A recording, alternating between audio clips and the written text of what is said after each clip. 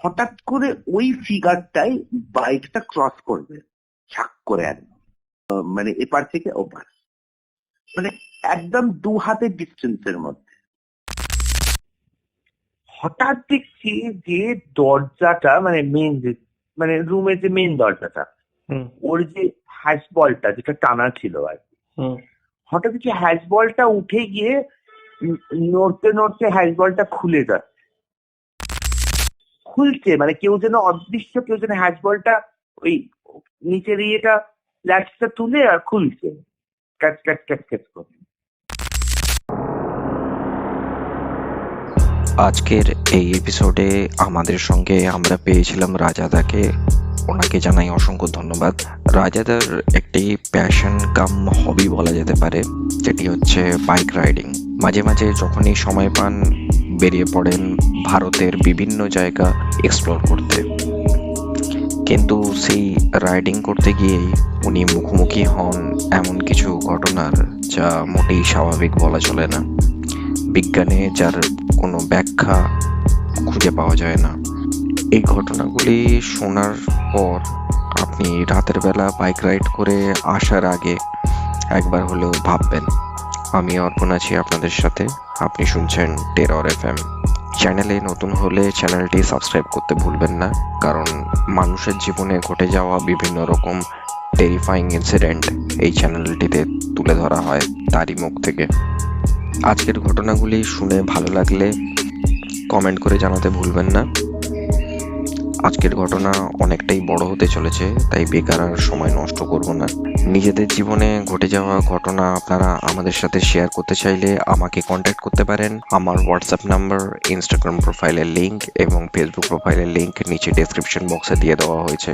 তো আর দেরি করছি না, শুরু করছি আজকের এই টেরিফাইং একটি কল রেকর্ডিং। সাথে থাকুন, শুনতে থাকুন। Tune in and turn up the fear. This is Terror FM. Hello hello, রাজাদা, কেমন আছেন? ভালো আছি।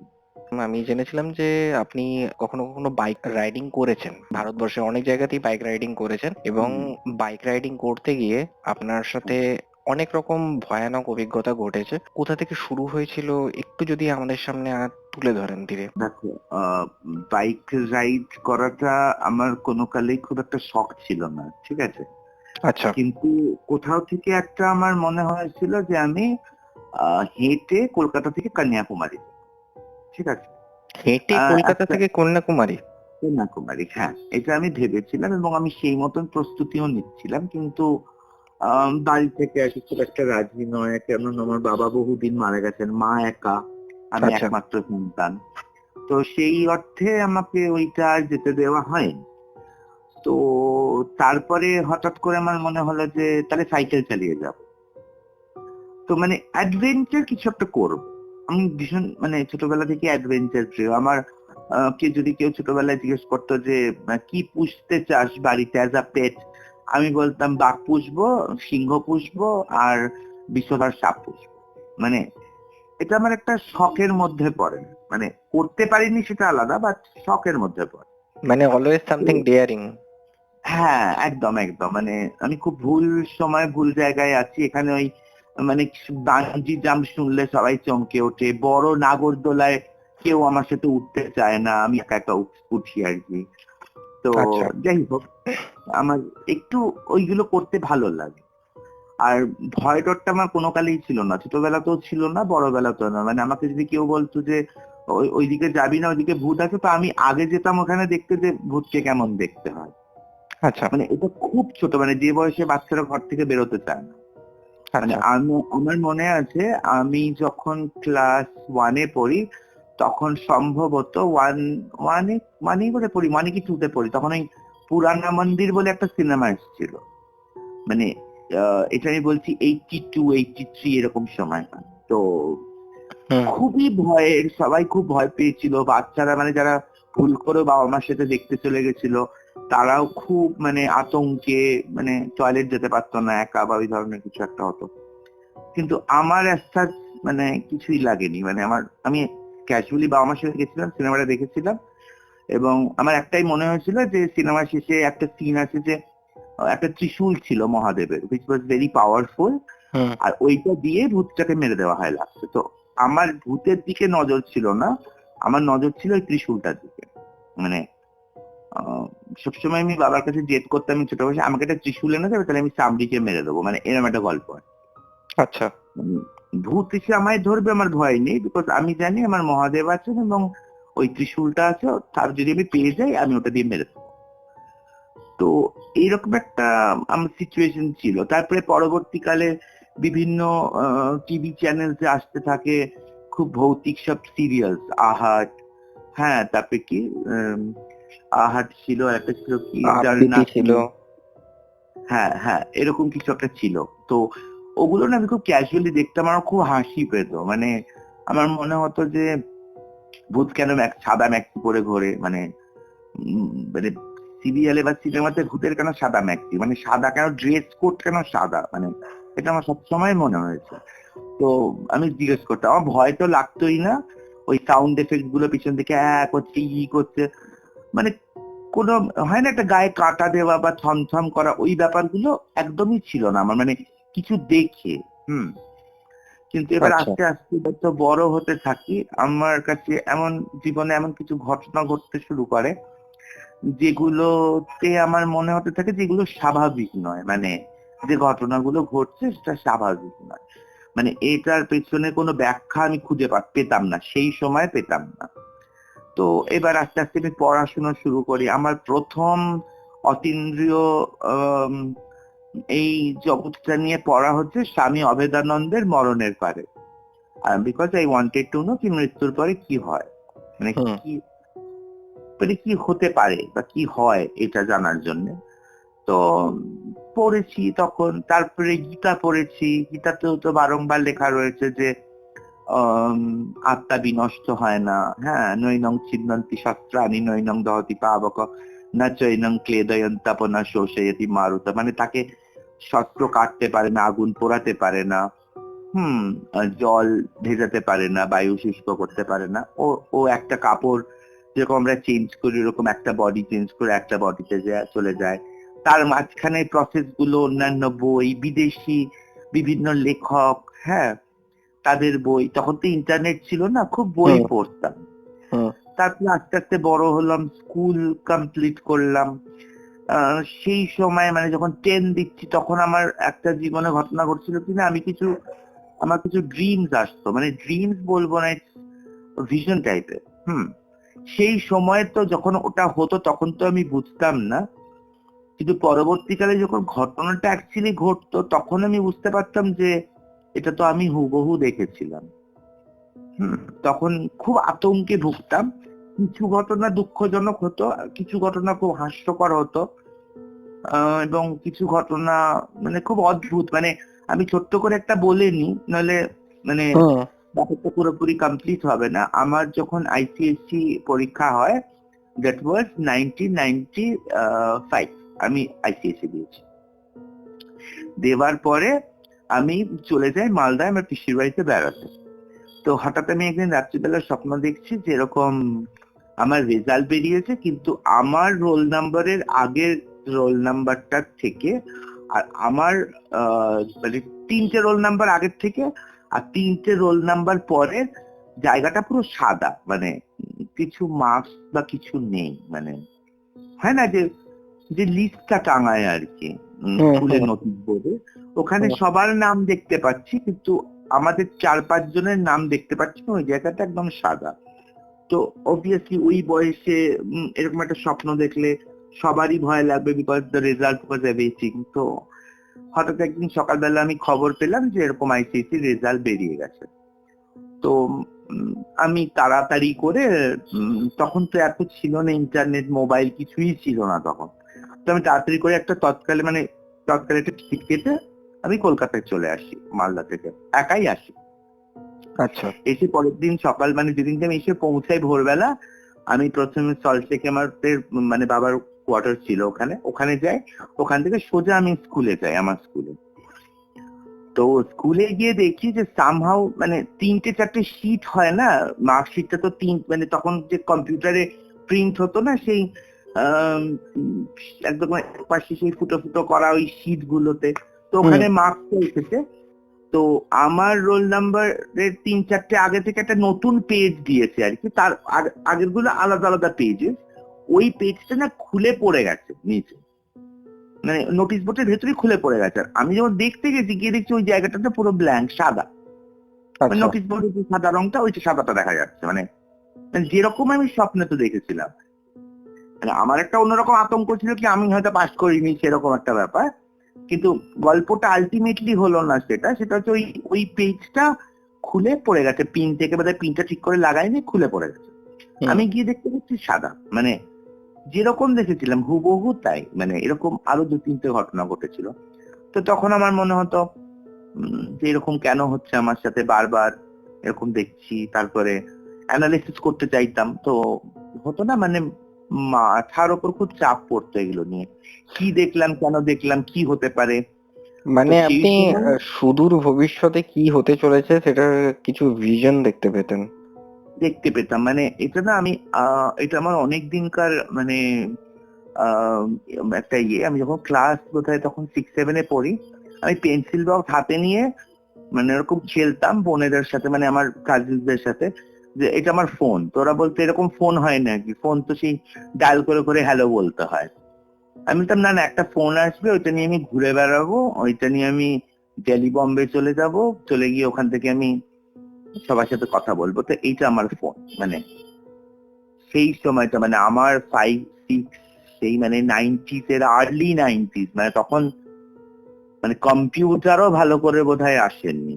তো সেই সময়টায় দাঁড়িয়ে মানে স্মার্টফোনের কথাটা বা মোবাইল ফোন যেটাকে আমরা বলি, সেটার কথা কিন্তু আমি চিন্তা করি, করতে মানে শুরু করি আর কি। এরকম বহু ঘটনা আছে, বহু। তো এবার আস্তে আস্তে আমার মধ্যে কৌতূহল জাগে, পড়াশোনা শুরু করি। 12 এর পরে প্রথম আমার জীবনে যেটা হয়, আমার বাবার এক মাসি ছিলেন, উনি বাল্য বিধবা ছিলেন বলে আমার বাবার সাথে থাকতেন, মানে আমার ঠাকুমাদের সংসারে আর কি, মানে আমার বাবাদের সংসারে থাকতেন। আচ্ছা। ওনার কেউ ছিল না, এবং শি ওয়াজ অ্যাবাভ 100। অনেক বয়স্ক ছিলেন। আর আমাকে ভীষণ ভালোবাসতেন, প্রচন্ড। তো উনি আমার সাথেই থাকতেন, মানে আমার রুমেই থাকতেন। তো এবার আহ, উনি হঠাৎ করে, আমার জিওগ্রাফি পরীক্ষা ছিল বোধহয় সেদিনকে, সম্ভবত জিওগ্রাফি পরীক্ষা 2 দিন আগে উনি মারা যান। মানে বয়স জনিত কারণে হঠাৎ করে, মানে আস্তে আস্তে ডিটোরিয়েট করতে থাকে, তো উনি মারা যান। তো আমি না খুব মর্মাহত। এর ওদিনকে আমার লাস্ট পরীক্ষা ছিল, লাস্ট পরীক্ষা দিয়ে এসে আমি ওনাকে দাহ টাহ করে তারপরে সবকিছু, বাবাও সঙ্গে, মা, তারপর বাড়িতে ফিরি। ফিরে রাত্রিবেলা খুব মন খারাপ। অবভিয়াসলি উনি আমার পাশে শুতেন, মানে এরকম একটা ব্যাপার। তো খুব অস্বস্তি করছে, মানে কিছুতেই আমি শুতে পারছি না, আমার বারবার যেন মনে হচ্ছে আমার পাশে কেউ শুয়ে আছে। তো প্রথম আমার মনে হলো কি এটা আমার মনের ভুল, because she stayed with me for around 12 years, 12-13 years হবে। মানে 12-13 বছর যদি একটা মানুষ পাশে থাকে, তো সেখানে একা শুলে মনেই হবে যে তোমার পাশে কেউ শুয়ে আছে। হ্যাঁ, এটা স্বভাব, মানে মানুষের হ্যাবিচুয়েটেড হয়ে যায় মানুষ। হ্যাঁ, একটা হ্যাবিচুয়েট হয়ে যায়। এবার রাত্রিবেলা আমি শুয়ে আছি, আমার খুব ভালো মনে আছে, বিকজ আমি ঘুমাতে পারছি না, মনটা এত খারাপ। হঠাৎ মনে হলো যে এই খাটে না একটা আওয়াজ হচ্ছে। তো আমার মনে হলো, মানে হয় না ওই, মানে 12 দিচ্ছি, মানে একটা মানে ওই, মানে কি বলবো, সেই এমন একটা এজ, যে এজটাতে ছেলে মেয়েদের কৌতূহলটা একদম মানে শীর্ষে থাকে। কি দেখি, হ্যাঁ কি হচ্ছে, আওয়াজ কই, এপাশ থেকে ওপাশ ফিরলে যেন একটা মসমত মসমত আওয়াজ হয় না, ওরকম একটা আওয়াজ হচ্ছে। তো আমি ঘুরে গেলাম, আর আমার ওরকমই স্বভাব, মানে পিছন থেকে যদি কেউ আমাকে, আমি দেখি কিছু পায়ের আওয়াজ, আমি না ঘুরে দাঁড়াই। মানে আমার ওই ভয় নেই যে আমি সোজা হাঁটছি। অনেকে বলে পেছন দিকে তাকাতে নেই, হ্যাঁ এরকম অনেকে বলে, রাস্তায় কোনো আওয়াজ পেলে বা কেউ ডাকলে পেছন ফিরে তাকাবি না। আর আমার ওইসব নেই, আমি পেছন ফিরে তাকাবো এবং চার্জও করে দেবো, মানে মেরে দেবো, মানে যদি চোর ডাকাত হয় তো মারা পড়ে যাবে আর কি, এরকম একটা ব্যাপার। এরকমও হয়েছে আমার সাথে। এরকমও ঘটনা ঘটেছে, আমি মানে বলছি একটু পরে এই ঘটনাটা। তো আমি ঘুরলাম, ঘুরে দেখলাম কেউ নেই। তো আমার মনে হলো আহ, মানে ওই মানে স্পিরিচুয়াল কিছু, মানে ভৌতিক কিছু। তো দেখি একটুখানি, তো ওনার একটা ছবি, যেহেতু উনি মারা গেছেন, তো ওনার যেহেতু সন্তানাদি ছিল, তো বাবা বললো যে আমি ওনার সব কাজ করবো এরকম, বিকজ মাসিমা আমায় খুব ভালোবাসতেন।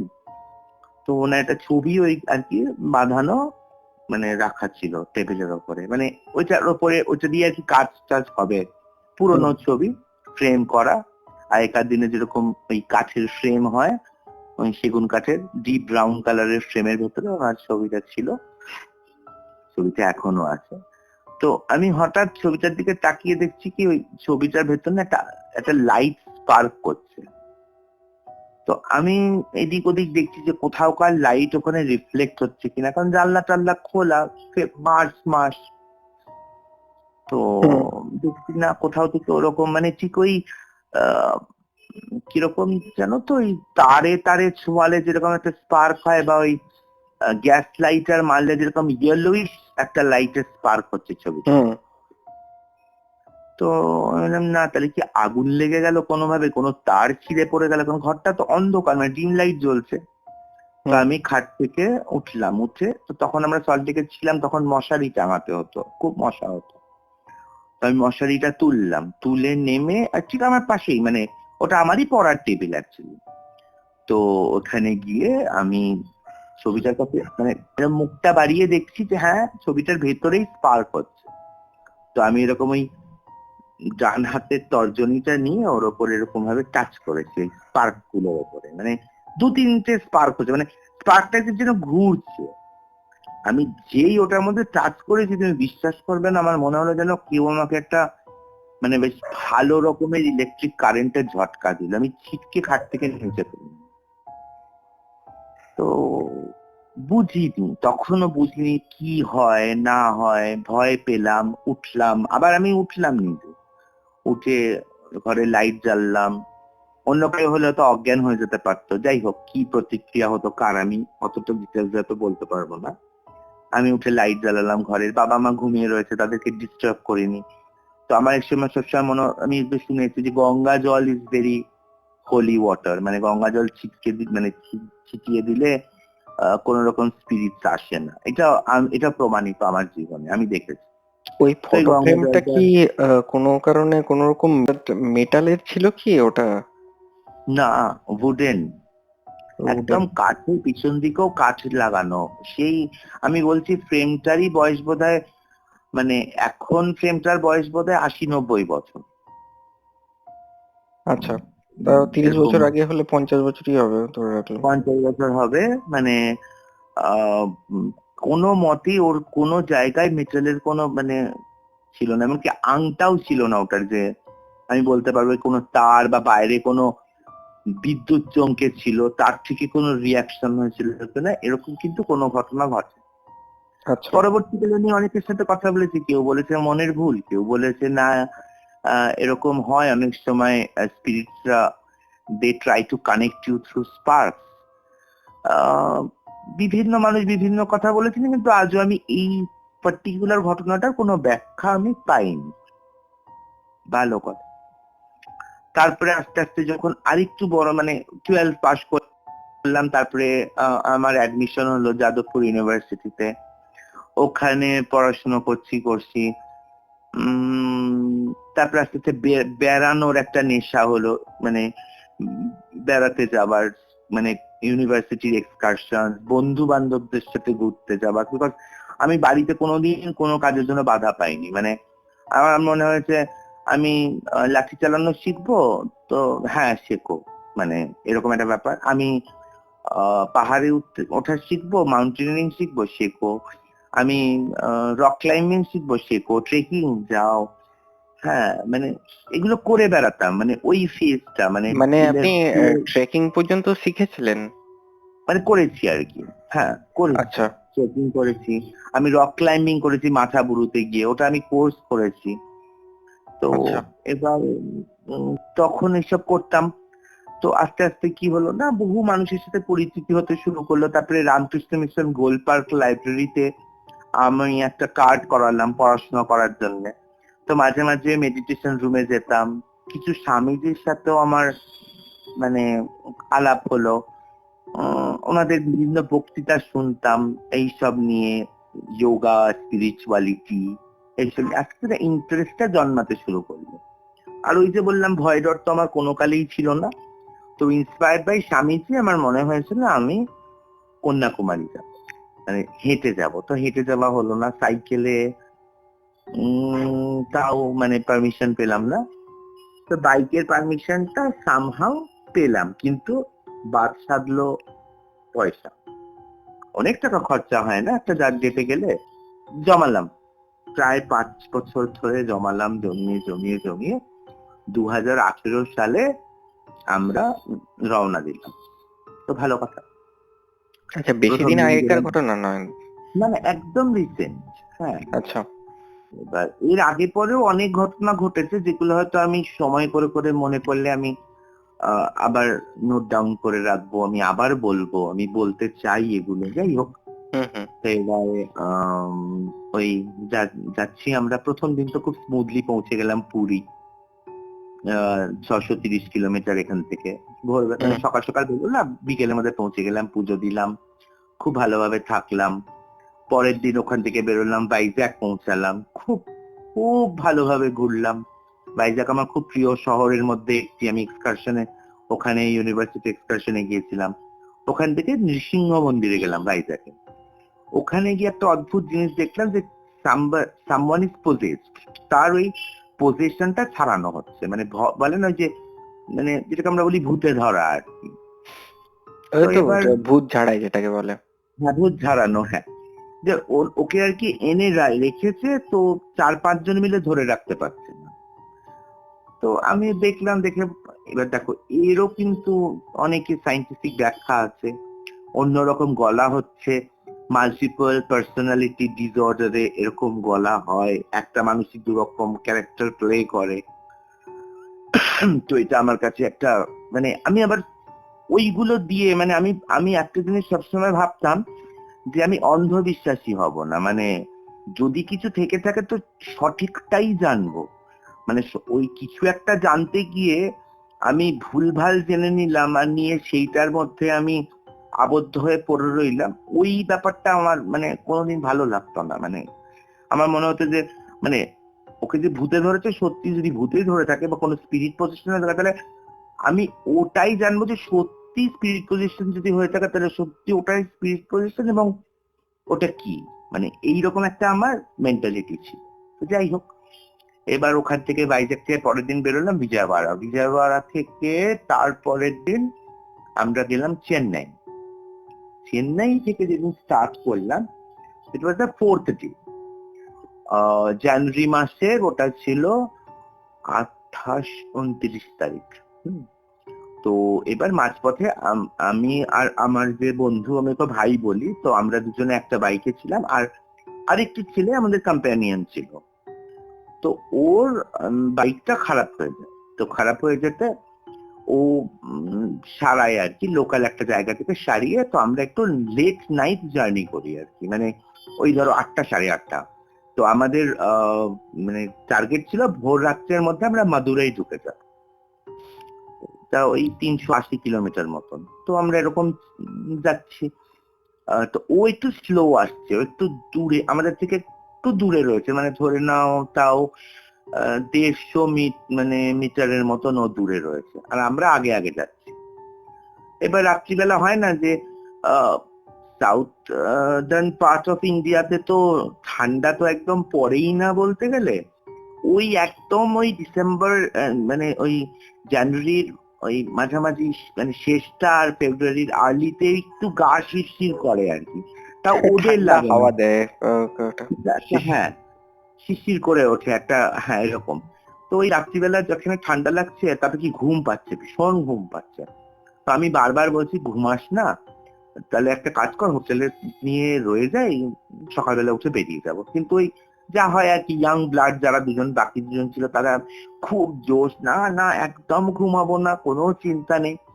তো আমরা এরকম যাচ্ছি উম সম্ভবত চিদম্বরম নয়, ওটা হচ্ছে কাঞ্চিপুরমটা ক্রস করার পরে আমরা একটা জায়গায় দাঁড়াই কফি খেতে। মানে আমি মানে জায়গার নাম এরকম ভাবে বলা উচিত না, তবুও বলছি আর কি। তো এরকম বেশ খানিকটা মানে কাঞ্চিপুরম থেকে ঘন্টা খানেক এগিয়ে গেছি, গিয়ে ওই হাইওয়ে নিচে একটা মানে একটা ওভারব্রিজ উঠে গেছে আর কি। আর রাস্তা তো ভীষণ ভালো, সাউথ ইন্ডিয়ার রাস্তা তো মানে ন্যাশনাল হাইওয়ে যেন মাখন একদম। আমার খুব প্রিয় এই রাস্তাটা। যাই হোক, এবার আমরা ওখানে ওই নিচটাতে মানে ফ্লাইওভারটা উঠে গেছে, ফ্লাইওভারের আগে নিচে একটা কফির দোকানে আর একটু কফি খাই। আর ওই দাক্ষিণাত্যে ঢুকে গেলে আমি ভীষণ কফি প্রিয় হয়ে যায়, মানে এমনিতে আমি খুব কফি প্রিয় আসলে। মানে আমি রোজ কফি খাই সকালে, হ্যাঁ, মানে ভীষণ কফি খেতে ভালোবাসি আমি। তো এবার যাই হোক, তো কফি খাচ্ছি, তো দেখলাম দূরে একটা মহিলা, মানে কি দেখে যা বোঝা যায় আর কি, ওই ফ্লাইওভার গুলোর ওপরে আলো থাকে, তো বাকি তো সব রাস্তাঘাট যেরকম অন্ধকার আর কি। তো এই ফ্লাইওভারের ওপরে আলোটা পড়েছে, তো মনে হচ্ছে একটা মহিলা বসে রয়েছে, মানে ফ্রক হয় না, টিউনিক টাইপের, মানে এক কাটিং এর যে ফ্রক গুলো হয়, কোনো কোমরে বাঁধা নেই, ঘের নেই, কিছু নেই, ওই ম্যাক্সির মতন আর কি, কিন্তু একটু শর্ট। ওই কিরম বলবো, ওই হসপিটালে দেখবে যেরকম পরানো হয় অপারেশনের সময়, একটা হয় না, একটা ড্রেস পরানো হয় না, বাঁধা মতন পিঠের কাজটা, ওই রকম একটা ড্রেস পরে একটা মেয়ে দাঁড়িয়ে রয়েছে। অ্যাপ্রন টাইপের, তো অ্যাপ্রনও নয়, ওটা ওই খুব আমি দেখেছি ওই মানে হাইফাই টাইপের যেটাকে আমরা বলি সেই সব নার্সিং হোমে ওই একটু পরানো হয় এরকম গাউন টাইপের আর কি, মানে একটু ছোট, হাঁটুর একটু নিচে আর কি। তো এবার ওইরকম একটা পরে দাঁড়িয়ে রয়েছে, আর মাথাটা না একটু ঝোঁকানো সামনের দিকে, কিন্তু এতটাই দূরে, মানে ধরে নাও 50 মিটার তো হবেই, মানে কম করে এরকম। মানে আমরা নিচে নেমে এসেছি, আর ওই ফ্লাইওভারটা স্টার্ট যেখানে হচ্ছে ওইখানটায় দাঁড়িয়ে রয়েছে। তাহলে হতেই পারে রাস্তাঘাটে মানসিক ভাবে যারা ওই মানে বিপর্যস্ত মানুষ যারা থাকে, তারা তো রাত্রিরে অনেক এরকম ঘোরাঘুরি করে, বা মানে হয়তো কোথা থেকে পালিয়ে এসেছে, মানসিক ভাবে সে নয়, সুস্থ নয়। তো আমি সেটা খুবই ভাবলাম আর কি, মানে আমি অ্যাকচুয়ালি ওই পাগলি টার্মটা না ইউজ করি না, মানে আমার খুব খারাপ লাগে বলতে, তো সেই জন্যই বললাম আমি। তো এবার আমি দাঁড়িয়ে রয়েছি, আমি কফি খাচ্ছি, আমার চোখটা না বারবার ওখানেই যাচ্ছে। আমি আমার ভাইকে বলছি, দেখ এত রাত্রিরে মেয়েটা হাইওয়েতে রয়েছে, ঠিক আছে মানে মানসিক বিকারগ্রস্ত হলো মেয়ে তো, আর রাস্তাঘাট তো ভালো হয় না হাইওয়ে, কেউ যদি কিছু করে, আমাকে বলো তুমি ছাড়ো তো, তুমি ওদিকে কনসেন্ট্রেট করো না। ভাই আমাকে ভালো কথাই বলো যে তুমি বিদেশ বিভুই, তুমি ওইখানে যাবে, ওকে সেভ করতে যাবে, তারপরে তুমি একটা হিতে বিপরীত হয়ে গেলে তখন একটা কেলেঙ্কারি হয়ে যাবে, তারপরে ভাষা একটা অন্তরায় হয়ে দাঁড়িয়ে যায় দাক্ষিণাত্যে গেলে, তুমি বোঝাতে পারবে না প্রপারলি, তুমি ছেড়ে দাও, তুমি কফি খাও। কফিটা শেষ করে উঠে দেখছি মেয়েটা নেই। ভালো কথা, স্টার্ট করলাম ওখান থেকে। আবার ধরে নাও ওই আমাদের একটা থাকে আর কি, মানে ওই 70, 80, 90, 100 কিলোমিটার যাওয়ার পরে আমরা একটা ব্রেক দিই। ওরকম একটা ব্রেক দিয়েছি 2 ঘন্টা ঠিক, কারণ 50-এ চলে আমাদের গাড়ি, 50, 60, 70, 50, 60, 70 এরকম চলে।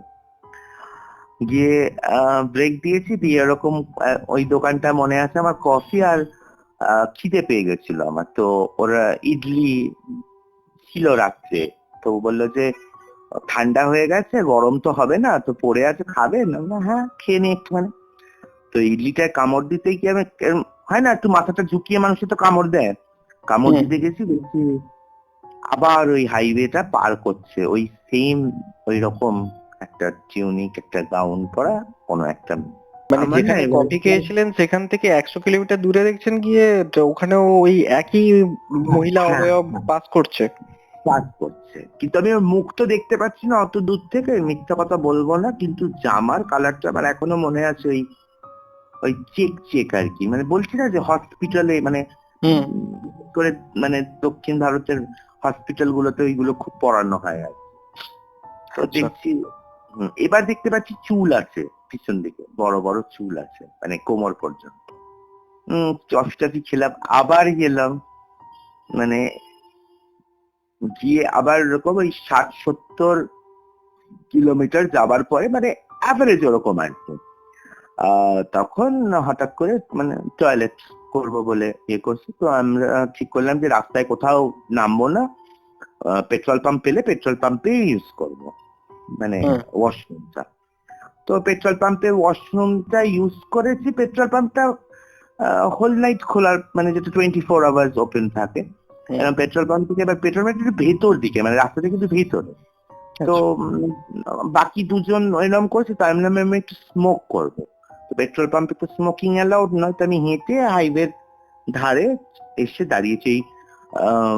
ট্রাক বে গুলো হয় না, দেখবে হাইওয়ের ওপর দিয়ে যেতে গেলে বাঁ দিকে ওই একটা রাস্তা যেখানে ট্রাক গুলো মানে পাশ করে বাঁ দিক হয়ে যায়, গিয়ে দাঁড়ায়, ওই রকম একটা জায়গাতে খানিকটা দূরে দেখছি মেয়েটা দাঁড়িয়ে।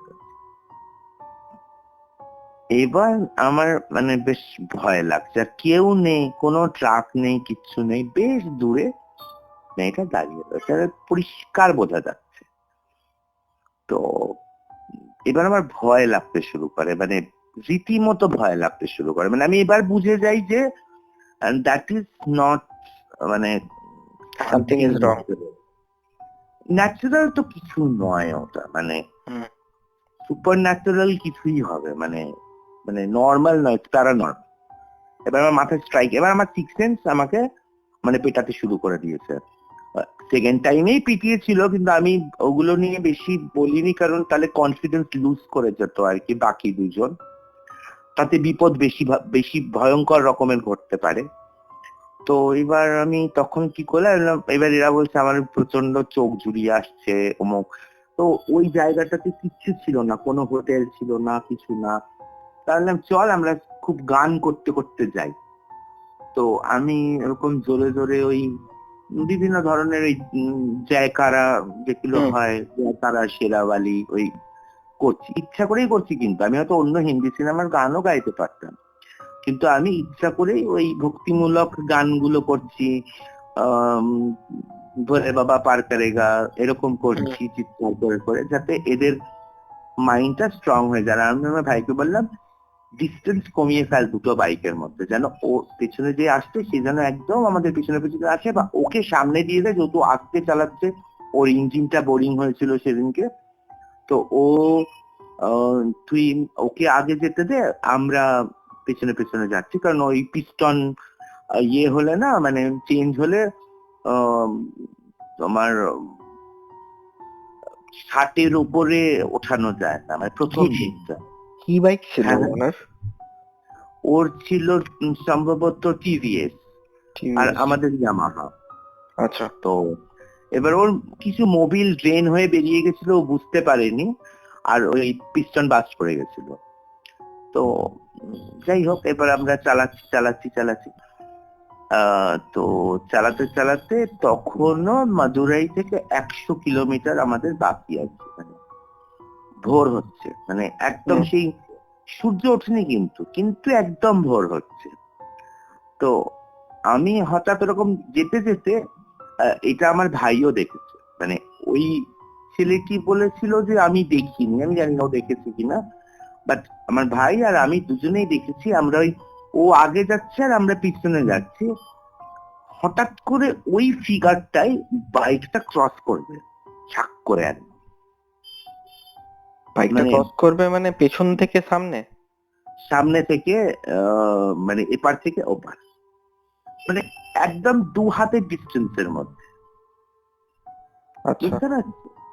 মানে দৌড়ে পার হচ্ছে আর কি, মানে পার হয়ে মিলিয়ে গেল।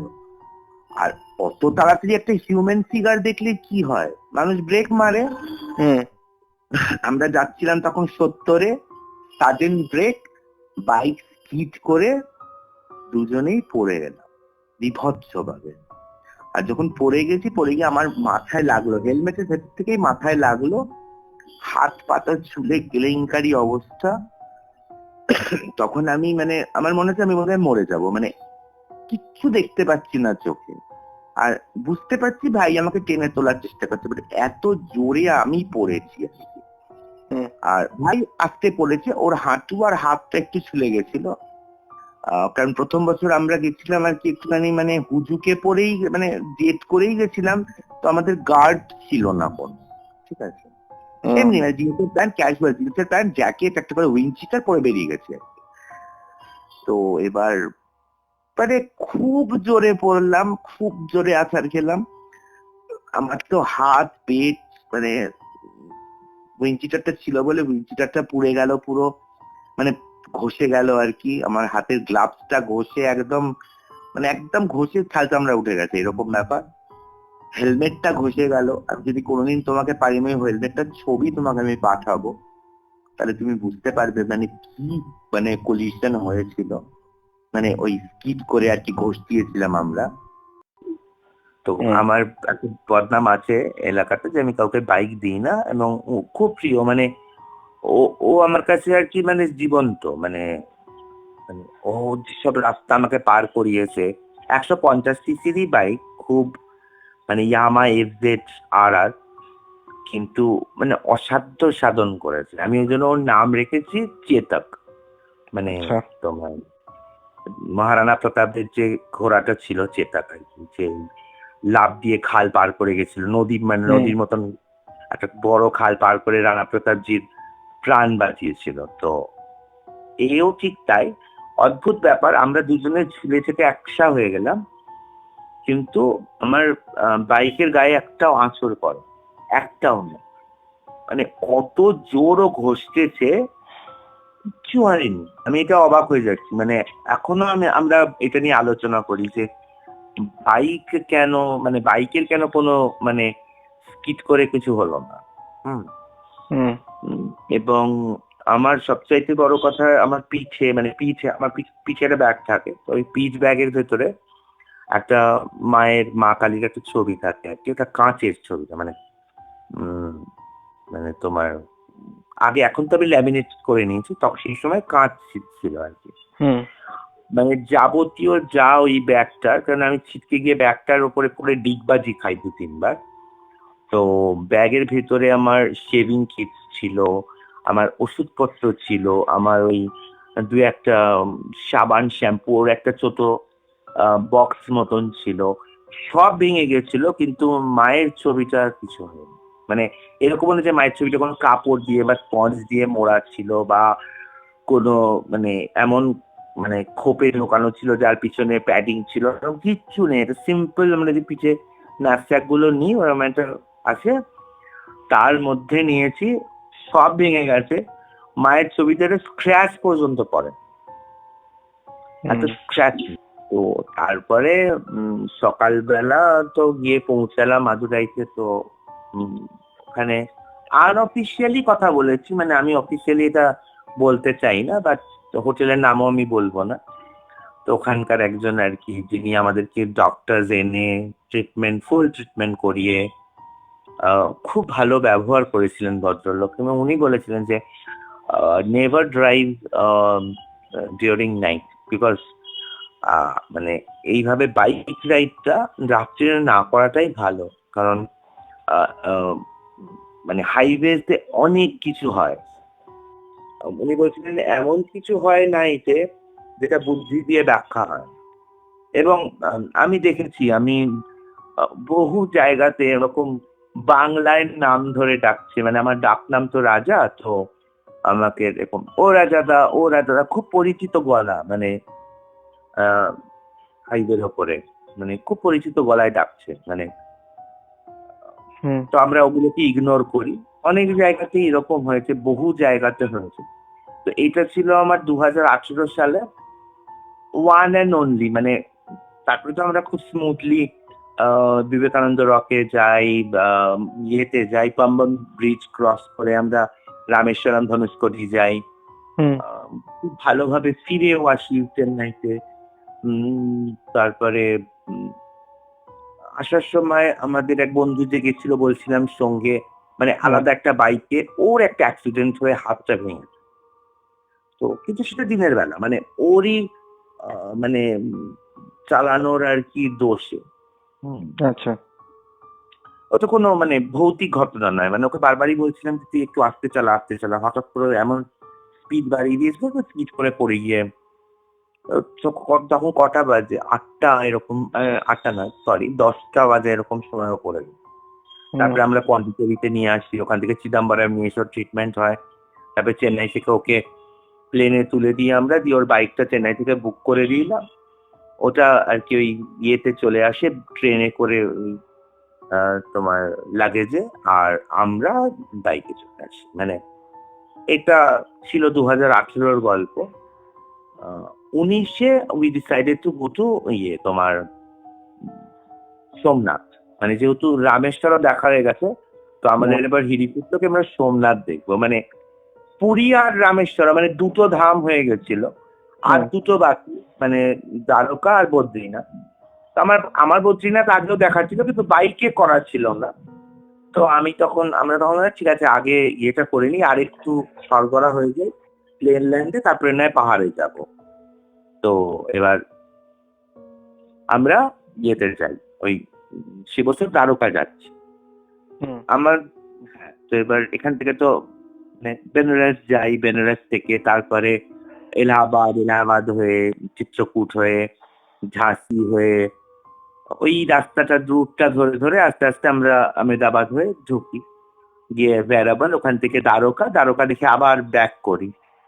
তো আমার মানে প্রথম দিনের জার্নির কথা বলছি, মানে প্রথম আমরা যেদিনকে স্টার্ট করি এখান থেকে 400 কিলোমিটার আমার পড়োশি রাজ্য, নামটা বলতে চাই না, যাই হোক পাকিস্তান। হ্যাঁ, মানে আমার ঠিক পড়োশি রাজ্য। এবার তো এবার ওখানে একটি শহরে, খুব নাম করা শহর, তার একটি মানে দাম বেশ মানে কম দামের ওপরে একটা রাত্রি তো থাকবো, পরের দিন আবার ওখান থেকে স্টার্ট করবো, পরে তো বেনারস ঢোকাবো। হ্যাঁ, ওই একটা রাত্রি মানে দুপুর পৌঁছে গেছি, সন্ধ্যায় রাত্রিতে থাকবো, থেকে পরের দিন সকালবেলা চলে আসবো। তো ওইখানকার জায়গাটা কেমন? মানে আমি জাস্ট একটু কিউরিওসিটি হচ্ছে, যেহেতু আপনি ওখানে গেছেন তো আমি সেই জন্য জিজ্ঞেস করছি। ইন্ডাস্ট্রিয়াল এরিয়া, মাইন এরিয়া, ঠিক আছে, এবং তোমার প্রচুর বাঙালি আছে, প্রচুর বাঙালি, মানে সেকেন্ড বেঙ্গল বলা যেতে পারে। তো মানে আমরা যে জায়গাটা ছিলাম ওটা বাঙালি এলাকা, মানে ওখানে দোকানের নামও বাংলায় লেখা এরকম। তো যথারীতি আমরা ওইখানে গেলে আমরা ওই পার্টিকুলার ওই এলাকাটায় যে থাকি, এখন হোটেলটা চেঞ্জ করে দিয়েছে, কিন্তু প্রথম ওই এলাকাটাতেই আমরা থাকি। ওটা আমাদের খুব প্রিয় এলাকা, কারণ ওখানে একটা হনুমানজির মন্দির আছে, খুব মানে আমার খুব ভালো লাগে ওটা। এবার তখন রাত্রিবেলা তখন কটা হবে, ওই 7টা 7:30 তো আমরা বেরোলাম খেতে, মানে ওই রাস্তার ধারে ভালো ভালো ফুড কর্নার, ফুড জয়েন্টস রয়েছে, খেলাম বিরিয়ানি টিরিয়ানি সব খেয়েছে। সে বছর আমরা দুজনেই গেছি, একটা বাইকে দুজন, কিছুটা আমি চালাচ্ছি, কিছুটা আমার বন্ধু চালাচ্ছে, এইভাবে যাচ্ছি। তো রাত্রিবেলা যখন শুতে যাই তো আমি এরকম দেখছি যে আমাদের যে ফ্লোরটা, মানে সেকেন্ড ফ্লোরে কেউ নেই, পুরো ফ্লোরটা ফাঁকা, সব ঘরে তালা দেবে। তো আমি ছেলেটাকে বললাম যে ভাই কিছু যদি দরকার হয় জল টল বা কিছু, তো তাহলে তো মানে যে রুম সার্ভিসের ছেলেটা ছিল ওকে বললাম যে ক্যাসে বুলায়েঙ্গে, তো বলছে দাদা বাংলায় বলুন, আমি বাংলা বুঝি। তাহলে কি করে তোমাকে ডাকবো?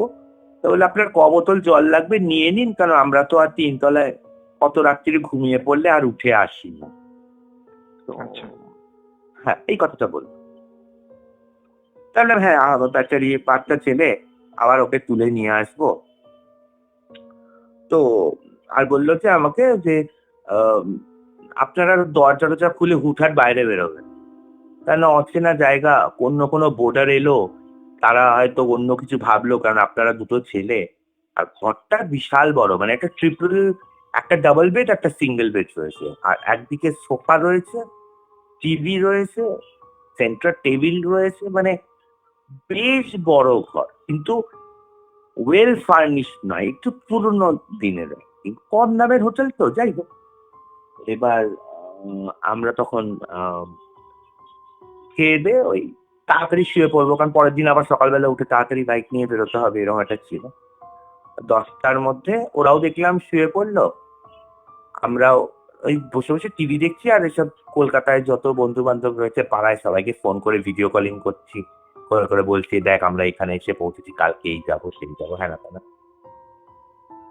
তো তারপরে খানিকক্ষণ বাদে আমার বন্ধু বললো যে দাদা এবার শুয়ে পড়ো। ও আমাকে একটা বয়স বলে, দাদা এবার পড়ো, আমার খুব ঘুম পাচ্ছে। না হ্যাঁ তুই ঘুমিয়ে পড়, আমি একটু মানে ঠাকুরের নাম তো জপ করি রাত্রে শোয়ার সময়, তো জপটা করে আমি শোব।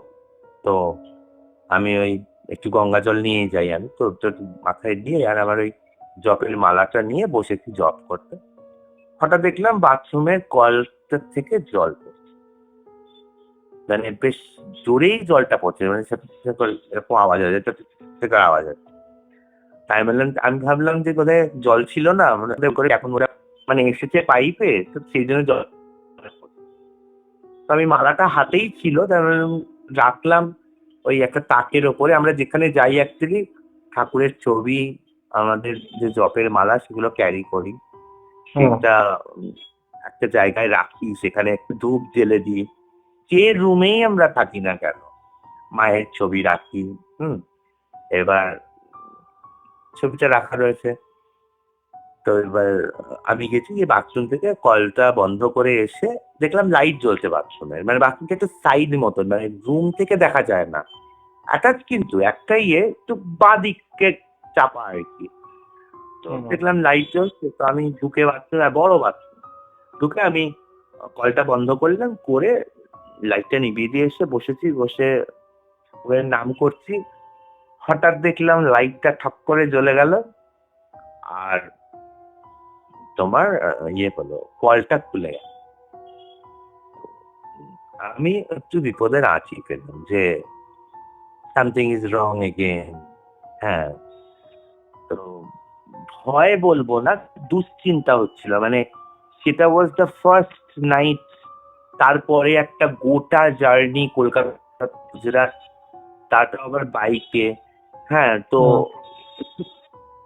মানে একটু, হ্যাঁ একটু মনটা মানে কেমন এটা করে উঠলো। তো তারপরে আমি ইগনোর করলাম, করে জব করে বিছানায় শুয়েছি সবে। হঠাৎ মানে আওয়াজ হলো খটাস, ওটা আমার বন্ধুও জানে, তখন ও জেগে, মানে তখন ও হঠাৎ করে জেগে গেছিল, মানে ও বলছে আমার অস্বস্তি করছে, ঘুম আসছে না। হঠাৎ খটাস করে একটা সুইচে আওয়াজ হলো, পাখাটা চলে গেল। তো ও এরকম শোয়া অবস্থায় আমাকে বলছে তুমি এই ঠান্ডার মধ্যে পাখা চালালে? তো আমি বললাম যে না না নিভিয়ে দিচ্ছি, একটুখানি ঘরটা বদ্ধ বদ্ধ লাগছিল, দিয়ে গিয়ে আমি নিভিয়ে দিলাম। নিভিয়ে দিয়ে এসে যেই খাটে বসলাম আবার জ্বালিয়ে দিল। তো তখন বেশ আমার খুব রাগ হলো, আর আমি তখন আমার মানে বেশ একটু জোরে, মানে কানে মানে আমি শুনতে পাচ্ছি এইরকম ভাবে আমি আমার ইষ্ট মন্ত্রটা জপ করতে শুরু করি, মানে যেটা আমি খুব মনে মনে করি সেটা একটু জোরে করি। তারপরে একদম কুল, কিচ্ছু নেই, মানে কোনো কিচ্ছু নেই। তো অবভিয়াসলি ওরকম এবার চোখও তো টানছে, মানে সারাদিন জার্নি করে এসেছি, ঘুম পাচ্ছে। হঠাৎ শুয়ে পড়েছি, ওটা দেখছি খসখস খসখস করে একটা আওয়াজ হচ্ছে। চোখটা তাকিয়ে দেখছি একটি মহিলা ঘরের মধ্যে হাঁটছে, সালোয়ার পরা, আমার এখনো মনে আছে। তো আমি তো বুঝলাম যে কিছু একটা সামথিং ইজ রং, কারণ ওই ডিম লাইটে পরিষ্কার বোঝা যাচ্ছে মহিলাটাকে। এবার ঘটনাটা হচ্ছে যে ডাবল বেডটায় শুয়েছিলাম আমরা, ইমাজিন করো একটা রুমে একটা ডাবল বেড রয়েছে, আর ডাবল বেডের বাঁ দিকে একটা সিঙ্গেল বেড রয়েছে, মাঝখানে একটা গ্যাপ রয়েছে চলাচলের জন্য, একটা ছোট্ট ওই বেড সাইড টেবিল রাখা যতটুকু ওইটুকু একটা গ্যাপ রয়েছে, মানে এক হাত মতো আমার।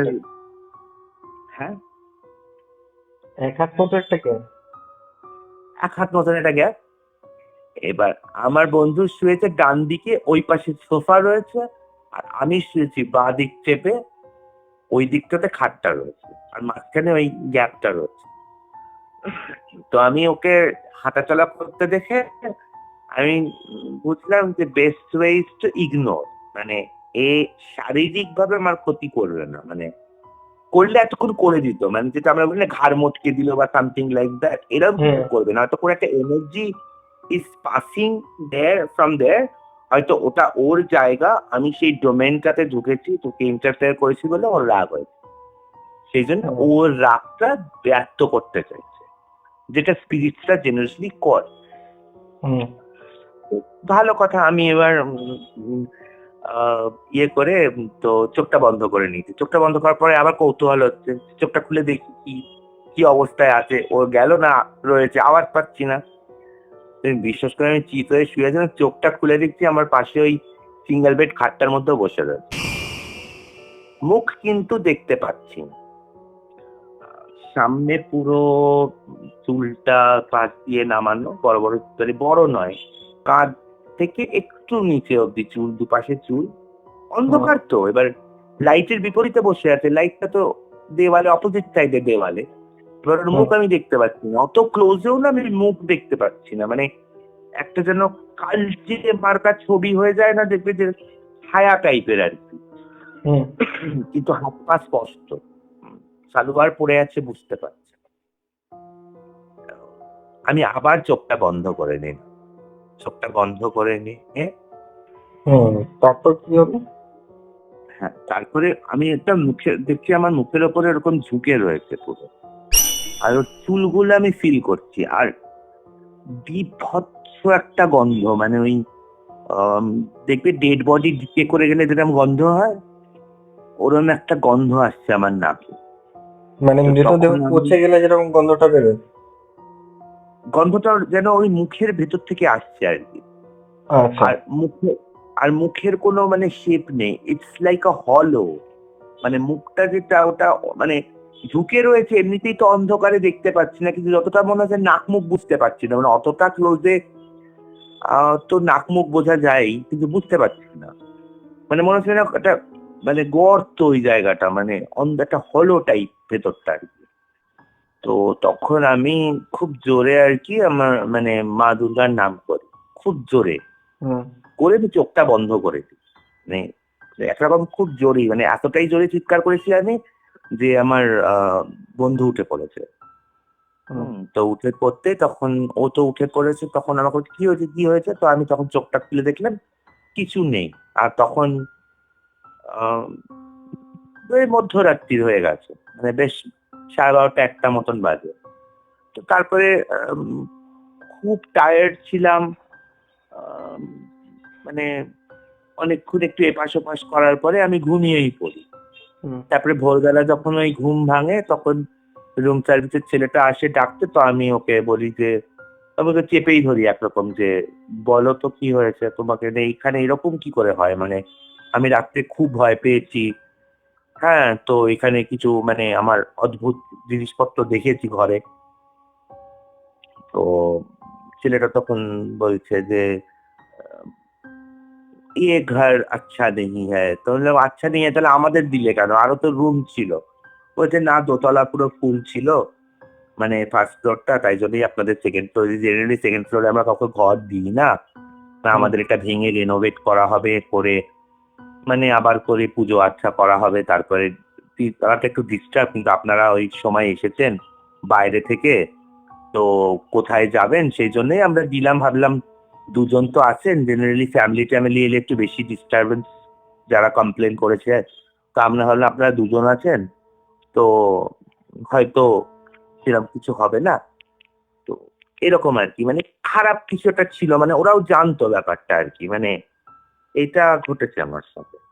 আচ্ছা, এটা ঘটেছে মহারাষ্ট্রে একটা ঘটনা ঘটেছে লাস্ট ইয়ারে। আমরা একটা এখনো আপনি রাইডিং করছেন, মানে কন্টিনিউ রেখেছেন রাইডিং করাটা?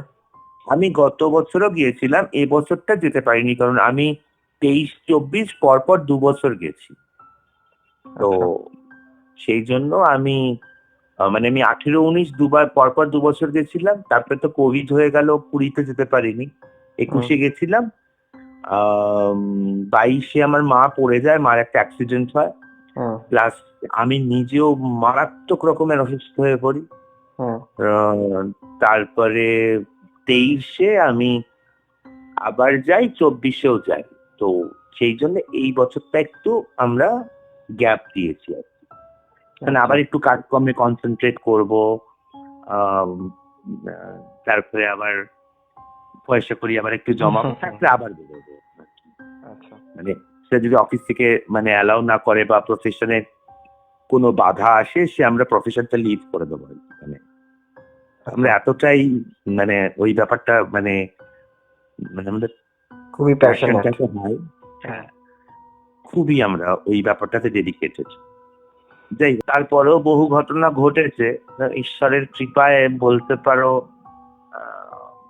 আমি যদি ঈশ্বর বিশ্বাসী, আমি সবসময় একটাই কথা বলবো যে ঈশ্বরের কৃপা। প্রতিবার কিছু না কিছু বিপদে পড়েছি আমরা, অদ্ভুত ভাবে সেখান থেকে বেরিয়ে আসতে সক্ষম হয়েছি এবং মানে খুব মানে ক্যাজুয়ালি বেরিয়ে এসেছি। মানে এই নয় যে বিপদে পড়ে পাগলের মতন মাথা হাত কাজ করছে না, হাত পা ঠান্ডা হয়ে যাচ্ছে, শীত দাঁড়াবে, ঠান্ডার স্রোত নেমে যাচ্ছে, এরকম কিন্তু কোনো ঘটনা ঘটে।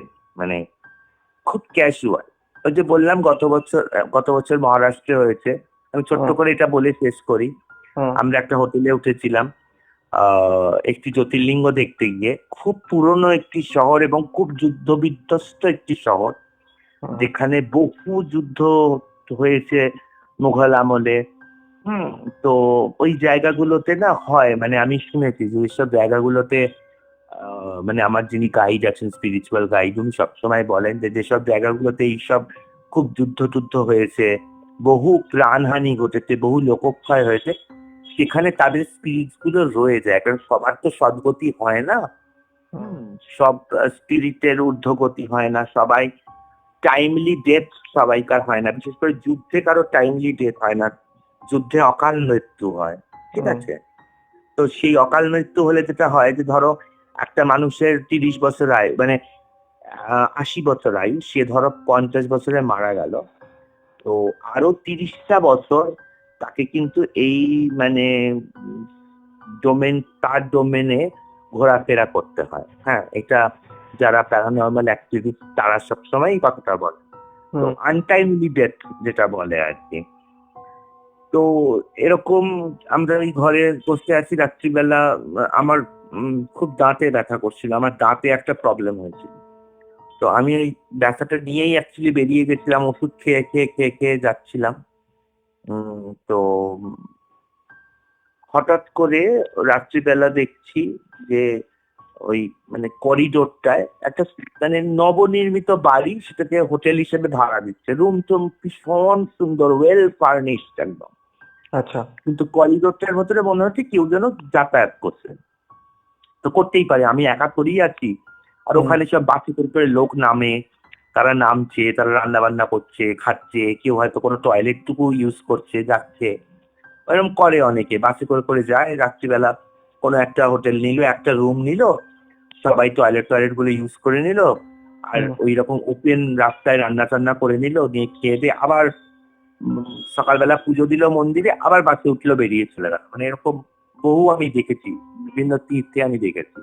তো ওটা যেহেতু একটি তীর্থস্থল, তো এবার যথারীতি আমরা এরকম বসে আছি, দেখছি কেউ তখন 12টা বাজে, কেউ যেন যাতায়াত করছে।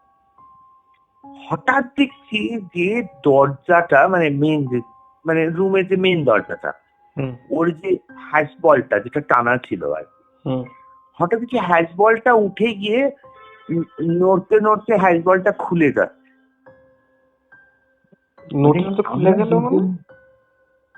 খুলছে মানে কেউ যেন অদৃশ্য, কেউ যেন হ্যাশ বলটা ওই নিচের ইয়েটা ল্যাচটা তুলে আর খুলছে ক্যাট ক্যাট ক্যাট ক্যাট করে ভিতর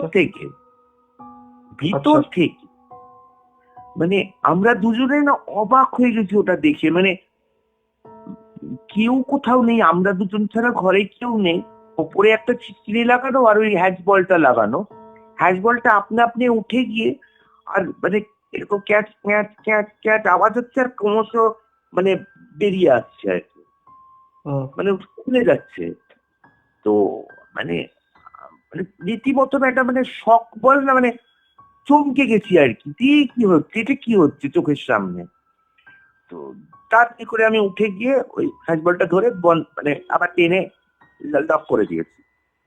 এসে খাটে বসেছি, 2 মিনিটও নয়, মানে 1-1.5 মিনিটের মধ্যে আবার ওরকম হচ্ছে। তো আমি তখন বুঝলাম যে এগেন সামথিং, মানে ওটা কারোর হয়তো করিডোর, আমরা গেছি ওখানে, মানে তার হয়তো পছন্দ হচ্ছে না, সে হয়তো সেই জন্য সেটাকে জানান দেওয়ার চেষ্টা করছে। আর আমি যেহেতু এইগুলো জানি না বলে ওই চ্যালেঞ্জও করি না যে কেউ কোথাও আছে কিনা, সে আমাকে এইটা বলে জবাব দাও, ওটা বলে জবাব দাও, আমি এই জিনিসগুলো জানি না, আমি এগুলো করিও না। আমি সবসময় ঈশ্বরের নাম করি, আমার ইষ্টমন্ত্র জপ করি, গায়ত্রী করি, এগুলো করি। তো হয়ে যায়, মোটামুটি কেটে যায়। তো ওরকম ঠাকুরের নাম করলাম, করে টোরে বসে গল্প করলাম, করে ডিনারটা করে আম, তারপরে শুয়েছি। তো হঠাৎ দেখছি আমার বন্ধু বলছে, এই তুমি আমার কম্বল টেনে নিচ্ছ কেন? মানে দ্যাট ওয়াজ জানুয়ারি, ঠান্ডা ছিল, খুব ঠান্ডা। ওইটাই তুমি আমার কম্বল টানছো কেন? আমি তখন মানে শুয়ে পড়েছি। আমি, তোর কম্বল আমি টানতে যাবো কেন? আমার ইন্ডিভিজুয়াল খাট, ইন্ডিভিজুয়াল কম্বল, মানে দুটো পাশাপাশি সিঙ্গেল বেড দেওয়া, আমি কেন তোর কম্বল টানতে যাবো? বলছে, হ্যাঁ আমার কম্বল টানছি তুমি। তা আমি বললাম, আমার খেদে কাজ নেই, আমি তোর উঠে গিয়ে তোর কম্বল টানবো? তার খানিকক্ষণ পরে দেখছি কি আমার কম্বল টানছে। তারপরে আমরা দুজনে বলা বলি করছি যে দেখ, কম্বল ধরে টানাটানি করছে রাত্রিবেলা, খুব অস্বস্তি করছে, তাহলে রুম সার্ভিস নয় অ্যাকচুয়ালি, মানে মালিক এই বাড়িতেই থাকেন। তো আমরা তখন ফোন করলাম ওনাকে, ফোন নাম্বারটা উনি দিয়ে রেখেছিলেন, আমাদেরকে একটা কার্ড দিয়েছিলেন ঢোকার সময়, যে কোনো দরকার হলে আমাকে বলবেন, কারণ আমার 3টে বাড়ি, আর এখানে রাত্রে প্রায় লোক আসে, তো আমাকে ওই মানে জেগে থাকতে হয়। আমি উল্টো দিকের মানে বাড়িটাতেই রয়েছি, হোটেল কাম বাড়িতে। তো আমি যেই ফোন করেছি 3-4 মিনিটের মধ্যে ভদ্রলোক এসে গেছে। এবার জানলার মানে দরজাটা খুলতে অস্বস্তি করছে, মানে বলছে, ভাই সাহেব দরওয়াজা খুলিয়ে, হাম হ্যাঁ। তারপরে ঠিক আছে খুলেই দিই, যা হবে দেখা যাবে। এখন তো ঘরে টর্চ নট করছিল, তো বললো, ঘরে ঢুকেই উনি আমাকে মানে আমাদেরকে বলছেন, ভাই সাহেব ইগনোর কিজিয়ে, কুছ প্রবলেম নেই হোগা, মানে আপনাদের কোনো ক্ষতি করবে না। তো তখন বলে হেসে ফেলেছেন উনি, তো আমরাও হেসে ফেলেছি। তো বলছে ইগনোর করুন, মানে ও একটু এরকম করেই, তারপরে চলে যায়, একটু পরেই চলে যাবে, ওটা নিয়ে কিছু ইয়ে নেই। আর যদি আপনার মনে হয় আপনি ঘরের লাইটটা জ্বালিয়ে শোন, অন্ধকার করে শোবেন না। তো আমরা ঘরের লাইটটাই জ্বালিয়ে দিলাম, দিয়ে ওরকম সব দরজা ভেতর থেকে লক টক করে ছিটকিনি দিয়ে শুয়ে পড়লাম। আর কোনো সমস্যা হলো না। সকালে উঠলাম, মন্দিরে পুজো দিলাম, পুজো দিয়ে এলাম, এসে আবার মানে নর্মাল একদম, মানে আর কোনো সমস্যা হয়নি। মানে এটা লাস্ট ইয়ারের ঘটনা, মানে একদম মানে তাজা স্মৃতি এটা আমাদের। তো এইরকম এর মাঝখানে তো প্রচুর আছে, প্রচুর। আমি সময় করে আর একদিন নিশ্চয়ই বলবো, নাকি ভালো লাগবে এটা, এগুলো বলতে। মানে যারা বিশ্বাস করে যে আত্মা রয়েছে এবং অতৃপ্ত আত্মা রয়েছে, তারা অবশ্যই বুঝতে পারবেন। এবং কেউ যদি বিশ্বাস না করেন, তাহলে বলবো যে তিনি নিছক গল্প হিসেবেই ধরুন, কারণ ভালো লাগবে শুনতে আর কি, বেশ রোমহর্ষক ব্যাপার আর কি। আর এই আর কি, মানে এর, তবে একটা জিনিস আমি সবসময় সবাইকে বলি, আমি নিজেও প্র্যাকটিস করি এবং প্রত্যেককেই বলি যে স্পিরিচুয়ালি স্ট্রং, মানে হনুমান চালিসা, চণ্ডী পাঠ, মানে এটা খুব ফলপ্রসূ হয়। চণ্ডী পাঠ সবচাইতে ফলপ্রসূ, মানে তুমি পড়তে পারো, নিজে না পারো, অন্তত যদি রেকর্ডিংও চালানো হয়, ভীষণ পাওয়ারফুল। মানে আমি এটা শুধু ভারতের ভূমিতে নয়, আমি বিদেশেও একজনের সাথে আমার পরিচিত, তার বাড়িতে ভীষণ উপদ্রব হচ্ছিল, অতীন্দ্রিয় শক্তির উপদ্রব। তা আমি ওকে বলেছিলাম যে, ও বলেছিল আমি আমরা থাকতে পারছি না রে, অ্যাপার্টমেন্ট চেঞ্জ করতে হবে, কিন্তু তার জন্য তো 3-4 দিন লাগবে, ছোট্ট বাচ্চাটাকে নিয়ে। তো ভয় করছে, 3-4টা দিন কি করে কাটাবো, দিনের বেলাতে একরকম থাকে, রাত্রি হলেই উপদ্রব শুরু হয়ে যায়। তো তখন আমি ওকে বলেছিলাম যে সারা দিন তুই চণ্ডীপাঠটা চালিয়ে যাবি ইয়েতে সাউন্ড সিস্টেমে, বন্ধ যেন না হয়। দেখবি আর কোনো উপদ্রব হবে না। তোরা 3 দিন ওই রকম ভাবে কাটিয়েছে। বলছে ওই একটা টাইমে গিয়ে তো শেষ হয়ে যায়, আবার তো চালাতে হয় আবার নতুন করে। বলছে ওই টাইমটুকু দিচ্ছে না, তখন মানে ভয়ঙ্কর টাইপের উপদ্রব করছে, কিন্তু ক্ষতি করতে পারেনি। তো আমি সবসময় সবাইকেই বলি যে ঈশ্বর সবার ঊর্ধ্বে, মানে গ্রহ নক্ষত্র, এই যে লোকে বলে শনির দশা, মঙ্গলের মাঙ্গলিক, এই এইটা ওটা, রাহু কেতু, কাল সর্প, এই মানে হাবিজাবি প্রচুর এসব আছে, ভূত প্রেত রাক্ষস দৈত্য দানব পিশাচ কর্ণ পিশাচিনী, এরকম প্রচুর আছে। কিন্তু না, ভগবানের ওপরে কেউ নেই। মানে আমি বলি ঈশ্বর, ভগবান, গড, আল্লাহ, হ্যাঁ, মানে তুমি যাই বলো, ওয়াহেগুরু, যাই বলো না কেন, ওই যে সুপ্রিম পাওয়ারটা, দ্যাট ইজ ভেরি পজিটিভ। এইসব থাকা মানে আমি সবসময় বলি যে গড ইজ অ্যাবাভ অল। কোনো গ্রহ নক্ষত্র, ভূত পিশাচ রাক্ষস ব্রহ্মদৈত্য কিন্তু ভগবানের উপরে নয়। তাহলে আমরা ভগবানকে এত ভরসা করতাম না, ভগবানকে তো পুজো করতাম না, এত যুগ যুগ ধরে করতাম না। ঠিক আছে, তার নাম নিয়ে এক্সরসিজম হতো না, ঠিক আছে, তার নাম নিয়ে হোম যজ্ঞ করে এই মানে নেগেটিভ ফোর্সেস ঠেকানো হতো না। তাহলে তো লোকে ভূতের নাম করতো, তাহলে লোকে ভগবানের নাম কেন করে? হ্যাঁ, তো আমি সবসময় সবাইকে বলি যে বি স্পিরিচুয়ালি স্ট্রং। বাড়িতে একটা বছরে একবার একটা পুজো করানো, একটা মন্দিরে নিয়মিত যাওয়া, একটা কানেকশন তৈরি হয় সেই মন্দিরটার সাথে। মানে তুমি যে কোনো মন্দিরে, ভোলা বাবার মন্দিরে যাও কি গণেশের মন্দিরে যাও, কি তুমি গুরুদুয়ারায় যাও, কি তুমি চার্চে যাও, ডাজন্ট ম্যাটার, কিন্তু তুমি নিয়মিত যাও, মানে একটা নিয়ম করে, মানে দেখি আমি প্রতি সোমবার যাব, কি আমি পারলে প্রতিদিন একবার ঢু মেরে আসবো। এতে কি হয় না, বারংবার ওইখানে গেলে ওই পজিটিভ যে পজিটিভিটিটা অ্যারাউন্ড ইউ, ওটা তোমার শরীর রিসিভ করতে থাকে। আর যত তুমি পজিটিভ হবে, তোমার দুটো সুবিধা হবে। এক তো তুমি নেগেটিভিটি ধরতে পারবে খুব তাড়াতাড়ি, মানে হ্যাঁ, মানে বাইকটা তোমার ধরা পড়ে যাবে। হ্যাঁ, যেটা আমার ভীষণ হয়। মানে আমি কারোর বাড়ি গেলে আমি খুব ভালোভাবে বুঝতে পারি যে এই জায়গাটা ভালো না, এবং পরবর্তীকালে সেটা খুব প্রুফ। মানে আমি এরকম কিরকম একটা আনইজি টাইপ একটা ফিল আসতে থাকে যখন কিরকম হয়, আমি 3টে জিনিস আমার ক্ষেত্রে হয়, আমি সবার ক্ষেত্রে বলবো না। একটা মনে হয় তোমাকে কেউ ওয়াচ করছে। আচ্ছা, মানে আমার মনে হয় না কেউ ওয়াচ করছে, মানে ঘর ভর্তি লোক, মানে জন্মদিনের পার্টি হচ্ছে, তো তার মধ্যেও আমার যেন মনে হচ্ছে কেউ যেন আমাকে ওয়াচ করছে। ঠিক আছে, নাম্বার 1। নাম্বার 2, তুমি দেখবে বাথরুম গুলোতে যেতে খুব তোমার অস্বস্তি করবে। মানে খুব সুন্দর বাথরুম, সাজানো গোছানো, জাকুজি রয়েছে, মানে এরকম টয়লেট, ওয়াশরুম, তুমি না ঢুকে যখন দরজাটা বন্ধ করবে, তোমার মনে হবে তোমার পিছনে কেউ দাঁড়িয়ে।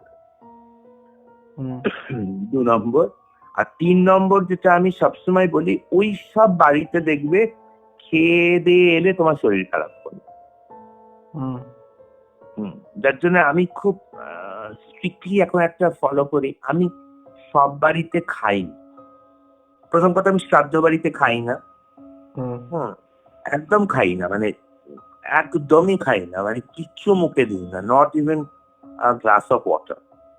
আমি যাই অ্যাটেন্ড করি, কোনো কাজ থাকলে মানে কোমর বেঁধে করি, বাট আমার যদি কিছু খাবার থাকে, খিদে পাই, আমি রাস্তায় বেরিয়ে খেয়ে তারপরে আবার ঢুকে পড়ি।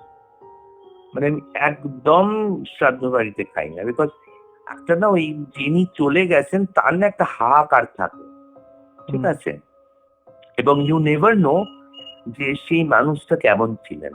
ঠিক আছে, যদি ভালো মানুষের কিন্তু ভাইব ভালো হয়, খারাপ মানুষের কিন্তু ভাইব খারাপ হয়। এবং দেহ ছাড়ার পরে দেখবে, দেহে থাকতে যারা ভালো হন না, তারা দেখবে তোমাকে ফিজিক্যালি বা মেন্টালি বা ইকোনমিক্যালি হার্ম করার বা সোশ্যালি হার্ম করার চেষ্টা করে। যদি আমি খারাপ হয়ে, যদি গুন্ডা হই, আমি তোমাকে মারবো, ঠিক আছে, আমি যদি খুব বাজে টাইপের লোক হই, আমি তোমাকে অন্য কোনো ফিজিক্যাল টর্চার করবো। কিন্তু আমি যখন চলে যাব না, আমার স্পিরিটেরও কিন্তু ওই স্বভাবটা থাকবে, কিন্তু আমি তো তোমাকে ফিজিক্যালি মারতে পারবো না। তো আমার ওই নেগেটিভ অরাটা কিন্তু ওই খাবার দাবার প্রেজেন্সটা ওগুলোর মাধ্যমে চলে আসে এবং খুব শরীর খারাপ করে। অনেকেই দেখবে এই কমপ্লেনটা করে শ্রাদ্ধ বাড়িতে খেলে শরীর খারাপ করে। এটা এক্স্যাক্টলি হয়, মানে এটা হয়। এবং আমি যেন সব বাড়িতে গেলে আগে আমি বাড়ির এনভায়রনমেন্টটা দেখে নি কেমন, তারপরে বলি না আমার কি পেট খারাপ, ভালো না, শরীর খারাপ, আমি মিষ্টি খাই না, মানে হাজার একটা বাহানা তো থাকেই মানুষের জীবনে, করাই যায়। আমি করি না, মানে ইভেন আমি দেখেছি এরকম নতুন ফ্ল্যাট কিনেছে, আমি গেছি সেখানে আমি থাকতে পারছি না, আমার অস্বস্তি হচ্ছে, বলতে পারছি না, খুবই তারা আমার ক্লোজ, কিন্তু পরবর্তীকালে তারা থাকতে পারলো না ওই ফ্ল্যাটটাতে। এত তাদের পরপর ডেথ, অসুস্থ হয়ে পড়া, শরীর খারাপ, অশান্তি, ফিনান্সিয়ালি ব্রোকেন, এরকম বহু ঘটনা ঘটলো। তো আজকের মতো তাহলে রেকর্ডিংটা এখানেই শেষ করি। নমস্কার, সবাই ভালো থাকবেন। শুভরাত্রি। শুভরাত্রি। এটাই ছিল আজকের পডকাস্ট। এই রকমই আরও পডকাস্ট শুনতে এই ভিডিওটির শেষে স্ক্রিনের উপরে আসা বাঁ দিকের বা ডান দিকের ভিডিওটি ক্লিক করুন। আর আমাদের চ্যানেলে আসা আরও লেটেস্ট আপডেট পেতে স্ক্রিনের নিচে আসা বেল নোটিফিকেশনটি অবশ্যই ক্লিক করুন। তো এখনকার মতো এখানেই শেষ করছি, ফিরে আসবো আরও কিছু ইন্টারেস্টিং ঘটনা নিয়ে। Till then, tune in and turn up the fear. This is Terror FM.